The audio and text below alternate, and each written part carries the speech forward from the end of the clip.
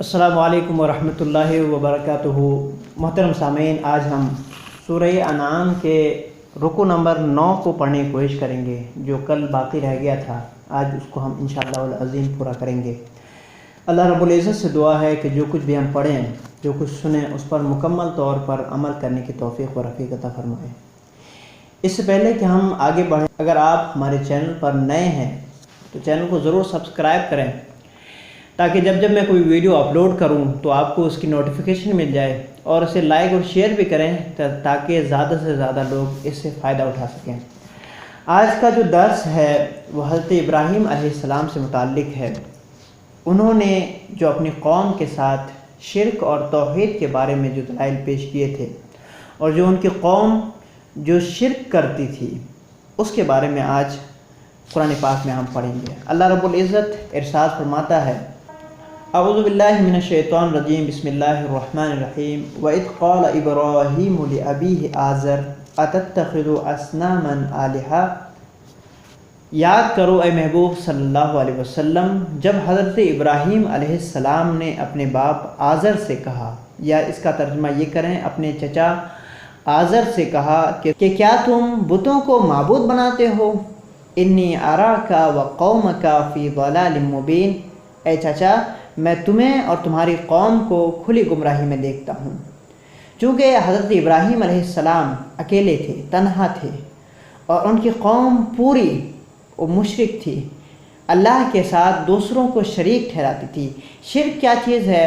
اللہ کے علاوہ کسی اور کو، چاہے وہ جو کچھ بھی ہو، پہاڑ ہو، سورج ہو، چاند ہو، یا کوئی انسان ہو، اللہ کے برابر قرار دینا، اللہ کی کسی صفات میں اسی کے برابر قرار دینا، یہ شرک ہے، اور یہ ایسا گناہ ہے جس کی کوئی معافی نہیں ہے۔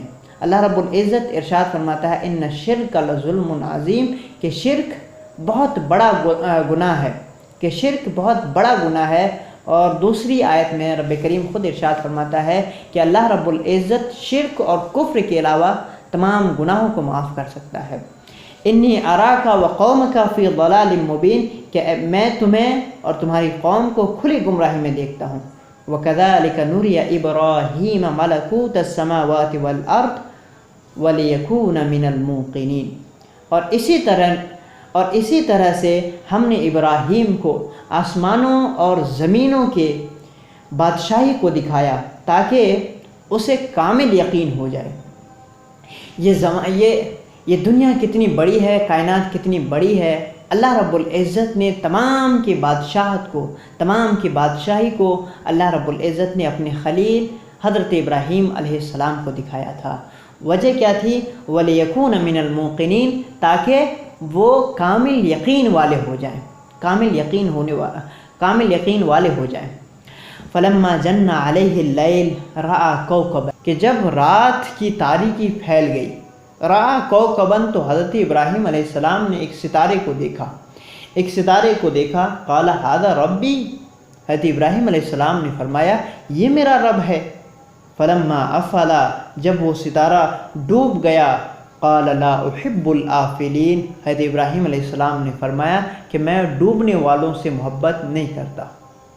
چونکہ ان کے قوم بتوں کو پوجتے تھے، چاند اور سورج کو پوجتے تھے، ستاروں کو پوجتے تھے، تو حضرت ابراہیم علیہ السلام نے فرمایا کہ جو ستارہ ڈوب جائے وہ میرا رب نہیں ہو سکتا، میں اس سے محبت نہیں کرتا۔ فَلَمَّا رَأَى الْقَمَرَ بَازِغًا قَالَ هَذَا رَبِّي، پھر جب چاند کو دیکھا چمکتا ہوا، کہا هَذَا رَبِّي، یہ میرا رب ہے۔ فَلَمَّا أَفَلَ، جب چاند بھی غروب ہو گیا، قَالَ لَئِن لَّمْ يَهْدِنِي رَبِّي لَأَكُونَنَّ مِنَ الْقَوْمِ الضَّالِّينَ، حضرت ابراہیم علیہ السلام نے فرمایا کہ اگر میرا رب مجھے ہدایت نہ دیتا تو ضرور میں گمراہ قوموں میں سے ہوتا۔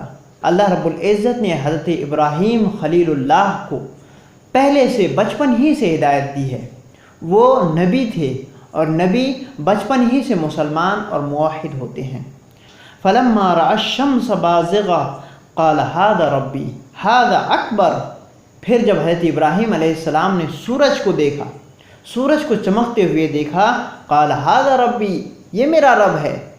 فَلَمَّا أَفَلَتْ، جب سورج بھی غروب ہو گیا، سورج ڈوب گیا، قال یا قومی انی بریء مما تشرکون، حضرت ابراہیم علیہ السلام نے اعلان کر دیا، واضح کر دیا کہ اے میری قوم، میں بری ہوں اس چیز سے، ان تمام چیزوں سے جو تم شریک ٹھہراتے ہو۔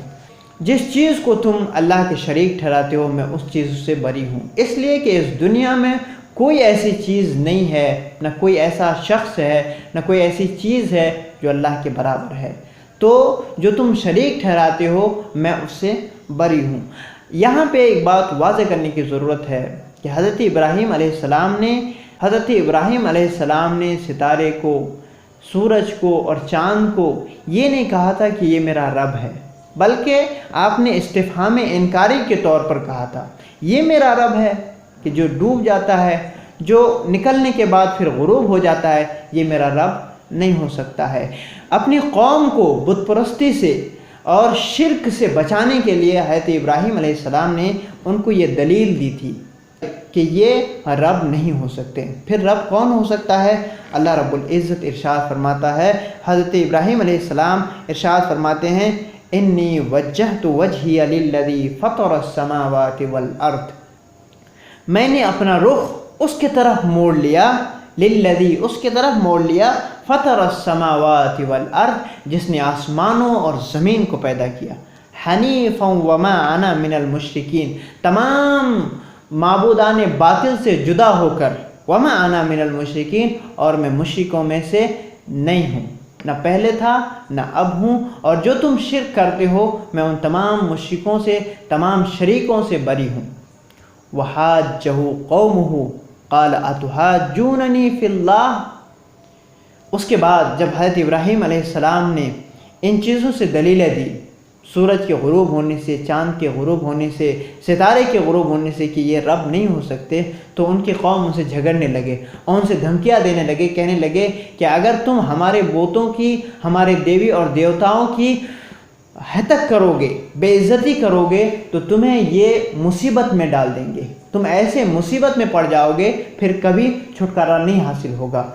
اسی کو اللہ رب العزت ارشاد فرماتا ہے، وحاجہ قومہ، اور ان کی قوم نے ان سے جھگڑا کیا، قال اتحاجوننی فی اللہ، کہ کیا تم مجھ سے اللہ کے بارے میں جھگڑتے ہو، وقد ہدانی، حالانکہ اللہ رب العزت نے مجھے ہدایت دی ہے، ولا اخاف ما تشرکون بہ الا ان یشاء ربی شیئا، اور میں نہیں ڈرتا ہوں جو تم شریک ٹھہراتے ہو، تمہارے شریکوں سے میں نہیں ڈرتا ہوں مگر یہ کہ میرا رب کچھ چاہے، الا ان یشاء ربی شیئا، مگر یہ کہ میرا رب کوئی چیز چاہے، وسع ربی کل شیء علما، اور میرے رب کا علم تمام چیزوں کو محیط ہے، تمام چیزوں کو گھیرا ہوا ہے، افلا تتذکرون، کیا تم نصیحت حاصل نہیں کرتے کہ جو تم جن بتوں کو، جن چیزوں کو تم اللہ کے شریک ٹھہراتے ہو ان کو اللہ رب العزت نے خود پیدا فرمایا ہے۔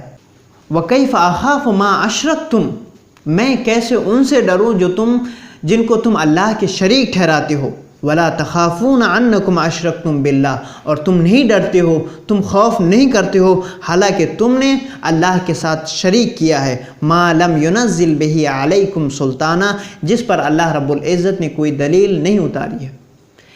میں کسی کو اللہ کا شریک نہیں ٹھہراتا ہوں، اس کے برخلاف تم تو اللہ کے شریک ٹھہراتے ہو، تم تو دوسرے لوگوں کو، دوسری چیزوں کو، چاند اور سورج اور پہاڑ اور پانیوں اور دریاؤں کو اللہ کے شریک ٹھہراتے ہو، تمہیں تو ڈرنا چاہیے تھا۔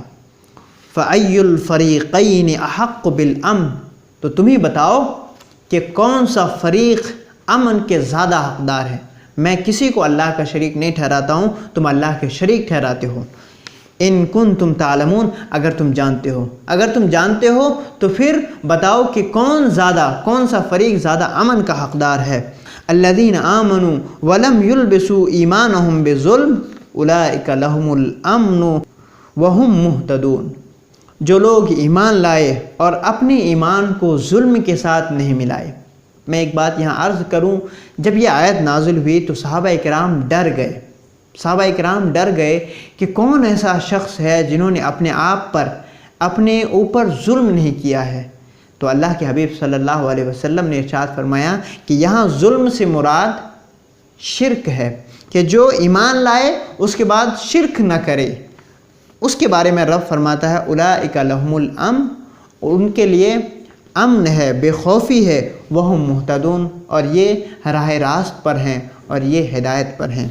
یہیں پہ ہم اپنی بات کو ختم کرتے ہیں۔ اللہ رب العزت ہمیں قرآن کریم پر عمل کرنے کی توفیق و رفیق عطا فرمائے اور ہمیں ہر بلا اور ہر مصیبت سے محفوظ اور مامن فرمائے۔ آمین بجاہ سید المرسلین۔